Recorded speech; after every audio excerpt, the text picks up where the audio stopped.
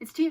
I upload 2 times a week. No, I don't actually. My upload schedule is 4 times a week, Tuesday, Thursday, Saturday, and Sunday. But I often upload every single day. So if you haven't subscribed, please do so. If you have, thank you so much. Today I have a wig review for you. And I have Freetress equals Kalani here. And I have her in the color SPBronze. She comes in a lot of colors. Heat safe up to 400 degrees. Okay, and these are like the different colors that they come in. I like this OT pale a little bit too, but I just really liked this coloring a little bit better. It didn't have like the harsh 613 in it. I scooped her up from Freetress for $16.60.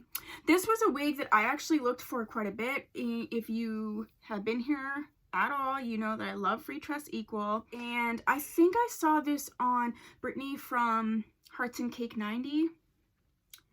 I'm pretty sure, and I was like obsessed, so I had to scoop her up for myself. Beautiful, beautiful, beautiful yaki texture, so you're not gonna get any tangling, and because of the texture, you can kind of like tousle her up, like pull some volume in if you want, or you can, you know, do like a little thing like this. I like the versatility of it. This coloring is gorgeous. It's definitely sort of a number 2 to a number 4. Then you're into like a 30-27 and a tiny bit of 613 mix. So it's a beautiful color mix. This is a full cap wig with a skin top parting. She does like want a bump. Like she does have sort of a bump. You know I hate a bump. However, I melted her down just a tiny bit, and I actually don't mind this one in the bump. I think it's because of the like really yucky texture and the fact that she's just gonna hold where I put her. I did add a little bit of like a baby hair situation. I don't know that it was necessary per se, but I just wanted to give it, you know, less of a harsh line here. If I have a ton later, I'll probably cut a little I'll cut a V into this cap a little bit to mask that a little bit better. Let's look at her from the back. Oh yeah, so cute from the back. I love the color. Movement's cute. She's probably about 14 inches long. I'm 6'4". I'm 6'4". I'm losing my mind. I'm 5'6.5".